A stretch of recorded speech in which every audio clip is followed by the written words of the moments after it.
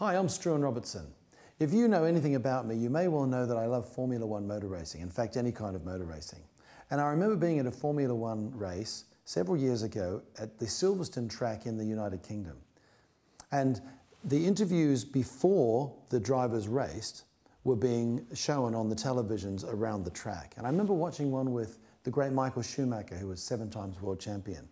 And I can't remember the year or how many championships he had won, but in relation to many of the tracks where he had totally shone, the Silverstone track, he had only won 2 races out of, maybe 10 attempts. And a journalist was asking him about this.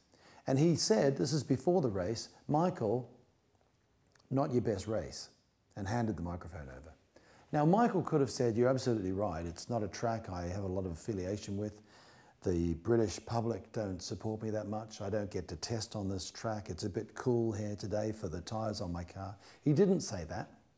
He's too clever, and he's an amazing champion. What he did say was, when the journalist said, "Michael, not your best race," he said, "Is that a statement or a question?" And the journalist said, "Well, you've only won here twice." Now, Michael could have said, "Absolutely right, I've only won here twice because of the tyres and the testing and the people." He didn't say that. He said, "Yes, I have. I've won here twice." Now, can you spot the difference in that? You see, if I've won here twice, it's very different to saying, "I've won here twice." You see, if you've won here twice, can you win again? Absolutely. If you've only won here twice, you probably can't win again. Changing the way we say something completely changes the way we look at it. I remember several years later when Michael came back in to drive again, and he was driving against Nico Rosberg. Nico Rosberg out-qualified him in one race. And another journalist said, "Michael, you've been beaten by Nico." And Michael said, "Yes, Nico had a very good session."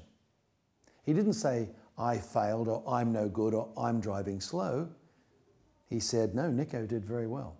There's something about the emphasis that changes the picture. And when you're about to get in a Formula One car and drive, what's the best thing to believe? That you are amazing and that you can win and that you're in the best shape you can be. Michael was a master at demonstrating that he would not allow you to determine what was going on in his head before he drove a car. And I think there's a lesson in that for us.